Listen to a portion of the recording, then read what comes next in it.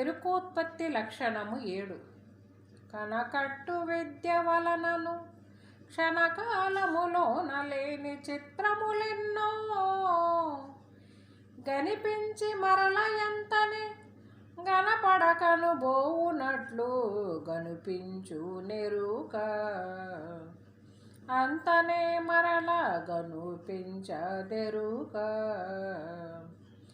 దినదేన మొక రీతి గనుమారి చనిపోవు దినదిన మొక రీతి గనుమారి చనిపోవు తను వెరుకలకు దిక్కే గనరాదు గదలేని దనుటకిగ సందేహమేలను చనురైగనేలే నటంచును ఎనకనే నిజమనుచు మురసిన గనుపడవు గద నిజ విదంబు గనుపించు నెరుక అంతనే మరల గనుపించదెరుక. జై నిజ గురుభ్యో నమ. శ్రీ నిజానంద పూర్వజు వీరయాచార్య విరచితమైన శుద్ధ నిర్గుణ పరదత్త ఓదామృత కందార్థ దరుగులలో ఎరుకోత్పత్తి ఎందు ఈరోజు మనం 7వ మిత్ర కందార్థం లేని ఎరుకోత్పత్తి గురించి ఇప్పటి వరకు తెలియజేసినటువంటి గురుదేవులు అగ్నిహోత్రుని చెదలు మింగిన చందముగానే ఉన్నది కానీ అచలమునకు ఎలాంటి వస్తువు పుట్టలేదు అని తెలియజేసి ఇది ఎలాంటిదంటే శిష్య కనకట్టు విద్య వలనను క్షణకాలములోన లేని చిత్రములెన్నో గనిపించి మరల ఎంతనే గనబడకను బోవునట్లు గనిపించు నెరుక అంతనే మరలా కనిపించదెరుక. కరవంగరు నాయన ఇది అస్థిరమై స్థిరముగా భ్రమ చెందింప చేస్తూ తానే భ్రమరూపమై భ్రమస్తూ ఉన్నది శిష్య. ఎలా అంటే కనకట్టు విద్య వలనను అంటున్నారు. ఇంద్రజాల విద్య. ఈ చతుషష్ఠి కళలలో ఇంద్రజాలము అనేది ఒక కళ.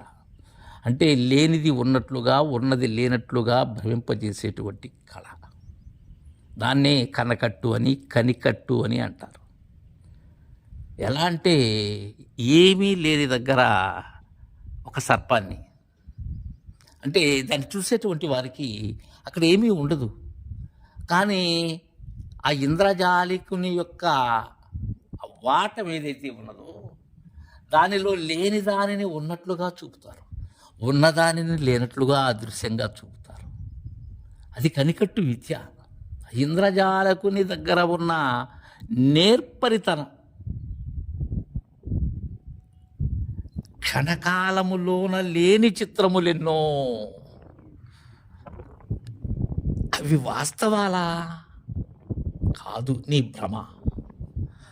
భ్రమింపచేసేటువంటి వస్తువే భ్రమ చెందుతూ భ్రమరూపంగా తానై ఉన్నది. ఈ విషయాన్ని గమనించు శిష్య. ఇక్కడ ఉన్నట్లుగా ఉంటుంది, తర్వాత ఆ గట్టు మీద ఉన్నట్లు ఉంటుంది, తర్వాత ఆ చెట్టు మీద ఉన్నట్లు ఉంటుంది. అక్కడ ఏమైనది? అది కనకట్టు. అంటే యథార్థాన్ని దర్శించేటువంటి దానిని కట్టివేయటం. అలా కట్టిపడి ఉన్నదే ఈ ఆత్మ, లేక నేను, లేకనే ఎరుక. ఉన్నది ఉన్నట్లుగా చూస్తే అసలు భ్రమ అని దాన్ని ఎందుకు అనాలి, మిథ్య అని దాన్ని ఎందుకు అనాలి?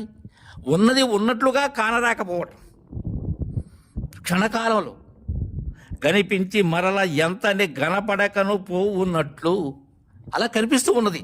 అయితే మరలా ఉన్నదా? అక్కడ లేదు. అట్టనే ఈ మూలము లేని గుర్తు ఎరిగే శరీరం ఏదైతే ఉన్నదో ఇది అంతలా కనిపిస్తూ ఉన్నది, అంతలో లేకుండా పోతూ ఉన్నది. నీడలో వడిగండ్లు వలె శాశ్వతంగా ఉండటం లేదు. అది అలా కనిపిస్తూ ఉన్నది ఎరుక. అంతనే మరలా కనిపించదెరుక. అంతే దీని యొక్క ముచ్చట. దినదీనామొక రీతి గను మారి చనిపోవు తను వెరుకాళ్ళకు దిక్కే గనరాజు గదా లేని. దినదినం ఒక రీతిగా మారి చనిపోతూ ఉంటుంది. ఇది ఒకే విధంగా ఉంటే దాన్ని అది శాశ్వతమై ఉండాలి కదా, అలా లేదు. ఇది మార్పులు చెందుతూ ఉన్నది.